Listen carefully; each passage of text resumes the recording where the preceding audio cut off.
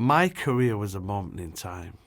Nobody's ever asked me that. Nobody's ever said that. My boots are being smoked at the moment. This is it. I only wish that happened. Why do you think it didn't?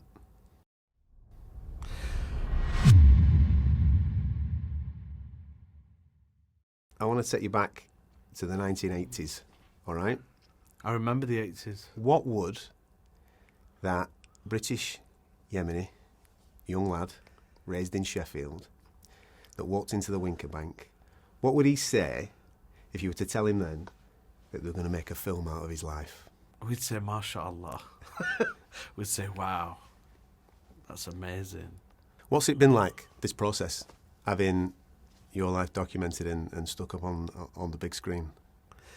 It's flattering. My career was a moment in time that nobody's never going to forget. So when you see a film that comes out called Giant, you literally, you want to know what that film's about. You might have watched the clips and the fights and the press conferences and the achievements, but this is a film about a trainer, or I should say a fighter and a trainer, and about their relationship and how things unfold and where they went. And it's something that I didn't have anything to do with in regards to making the movie. So it's hard for me to watch something about myself that's got nothing to do with me. But regardless, it's about me. So I support this, even though there could be things that's in it that makes me feel like, but that didn't happen. Everything was iconic. I'm telling you how I feel about it, regardless how it comes across and sounds. But I feel that it's true. You know, how could they not make a movie about me? You just said there about some things may have happened, some things didn't happen. How accurate is it? As you reflect on it now, how accurate is the story in the film? See, that's a hard question for me, because like I said to you, I had nothing to do with it. How accurate is it? There's bits of it that you think, that I thought personally, do you know what? I'm glad they got that in. I'm glad that was in. And then there's bits of it you think, well, I'm not too. Why would that be in? Or what's that got to do with me? But the last scene at the end was a great scene for me. Number one, because I thought it was true. But number two, what a way to finish. Because it was leading up to that point. And I just think there was truth in it. And when people see it, people are going to say, oh, just imagine if that did happen. Because it was like a make-believe, that bit at the end. And it's like, imagine if this did happen. And I just bumped into the director, Rowan, and the producer, well, the director and the writer of the whole script and director of the film. And I said to him, honest, you know that last part? I only wish that happened, because it would have been cool to my heart. Why do you think it didn't? Brendan was very stubborn, because I tried so much to reach out and say, listen, let's squash this and let's clear the air. It's gone too many years. And he was getting older, and he was very, very stubborn. It's the truth. I can't deny. I tried. But what's meant to be is meant to be.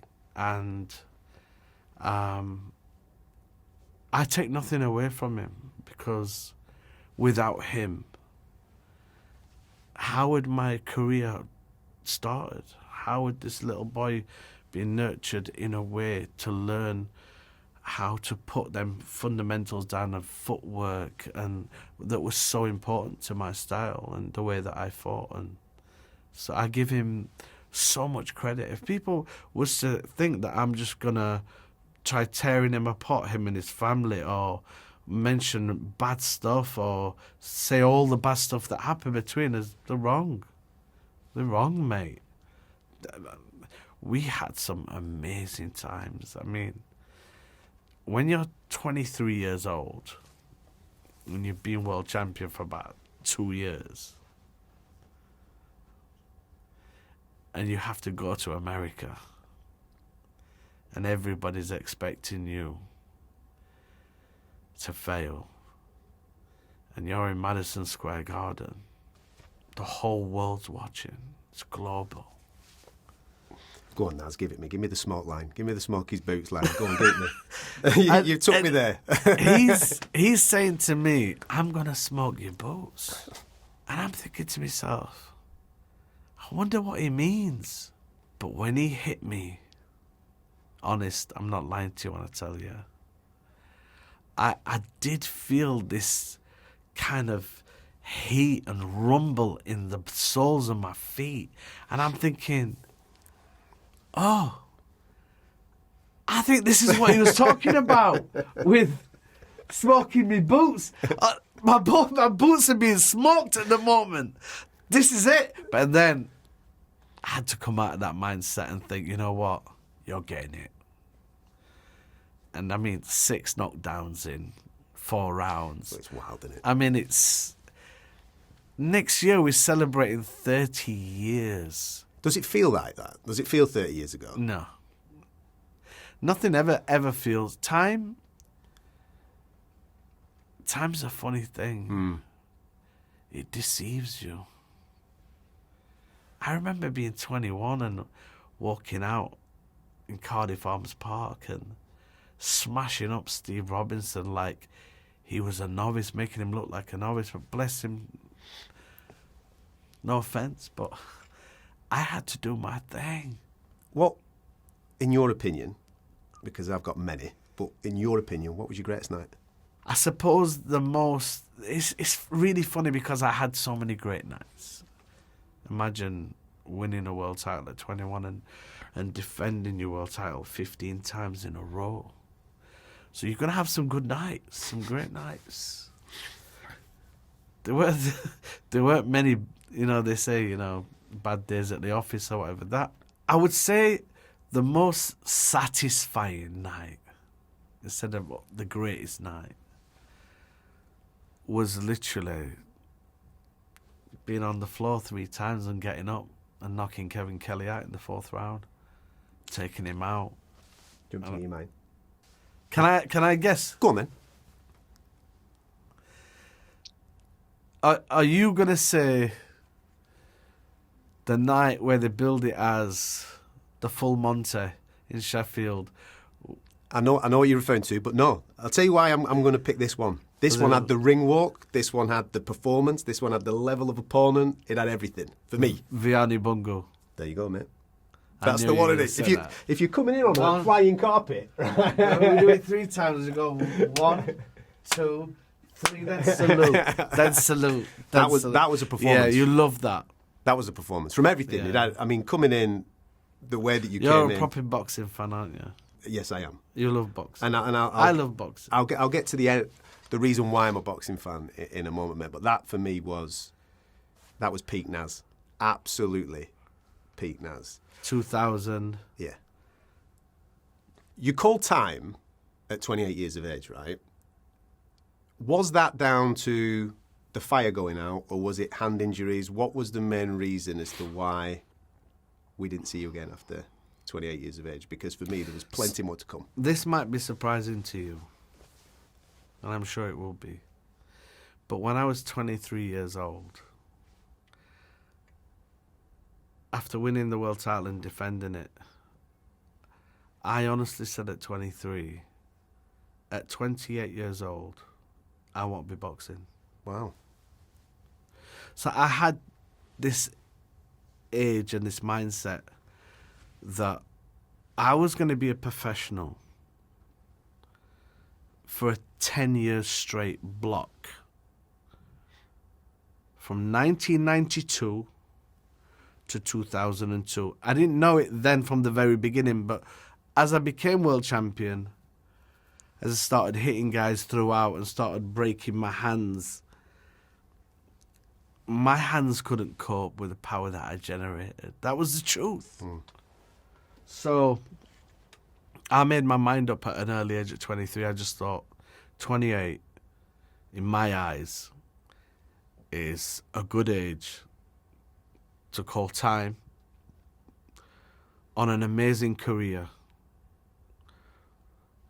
And I put my stamp on the sport in a way that they aren't going to forget that. That's why they're making movies today. And another thing is, there's more to come. This is just scratching the surface, this one.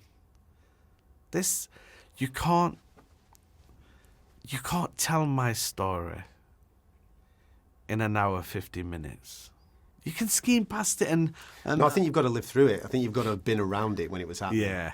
In order to understand. Because... But to see it on a visual. Yeah, because people forget the political landscape of Great Britain back then. They forget about what you were doing. It was against the norm. Yeah. It was just different. Yeah, very different. And that Nobody had ever seen it before. I don't think they'll see it again, mate. I'm hoping when people say that, I honestly believe they're going to see better. Well, here's a question for you, right? Because you, still to this day, are the youngest British world champion, right? 21 years, 7 months, right? When you claim your WBO title. Yeah. Do you think someone like, for example, a Moses Itauma could do something there? Do you know what? I hope Moses does it. Why? Because I really like him. You know what I like about him? He's raw. Listen, you can't go in that ring and not want to hurt, but man, you need to do your business. He wants to do his business. I like him. I love how young and confident he is, just within his style. But do you know what's special? To me personally, is when I first ever got to speak to him. He said to me, "You're my favourite fighter." And that means the world to me. Do you think... I mean, we've got a lot of Saudi Arabian influence now on boxing. Yeah. How big... I mean, you were massive at the time, right? In the 1990s, early 2000s. How big do you think you could have been if that influence was then? That marries very well. I mean... They would have had their poster boy for good. Nobody's ever asked me that. Nobody's ever said that. It would have been an honour. I want you to know this, and I don't think you do. But did you know when I was fighting the Kingdom of Saudi Arabia, it wasn't available. It was complete against their rules. So it was forbidden. Boxing at that time in that country was forbidden. So to watch it now and what's coming through and how many fights and how many great fights have been put together, I love it. It's amazing. I mean, it's changed the game. Kingdom of Saudi Arabia, and fights in Saudi Arabia has been like a breath of fresh air. I mean, how are you ever going to be able to watch the best fight the best? Only when the money's on the table, and that's because of them. I want to get your reflections on the one with Barrera. How do you reflect on it now? The Barrera fight, for me personally, was because I was weight drained. Because, prior to that fight, I'd broke my hand. And I was at the gym for 7 months. So when he was active and he was training, he was ready. Where I went into training camp literally 8 weeks before the fight, not training for 7-8 months. So I'm putting on 2.5 stone, and to lose that weight in 8 weeks was just an impossible thing to do, but I did it. I didn't want to back down from no fight. I was waiting for that fight for many years. That fight was in the making way over 5-6 years. He wouldn't fight. Was there any others like that? Did any other fights get away from you? One big one that I wanted, yeah. Go on. Eric Morales. Johnny Tapia. Pacquiao was coming through at that time as well, wasn't he? Yeah. Pacquiao was Pacquiao changed our game. It changed my sport. I love Manny Pacquiao. That'd have been a good fight. Well, that would have been an amazing fight. I just think that I had heavy hands, and when I see him when I saw him fight Marquez,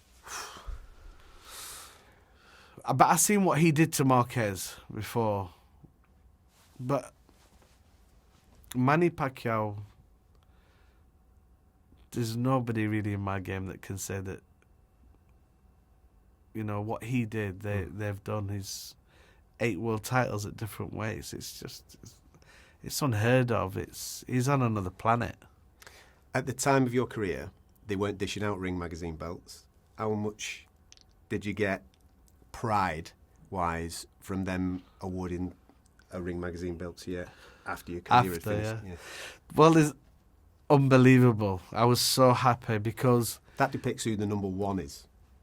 Yeah. If you get one of them, you're the number one in the division. It's as simple as that. Well, it's more.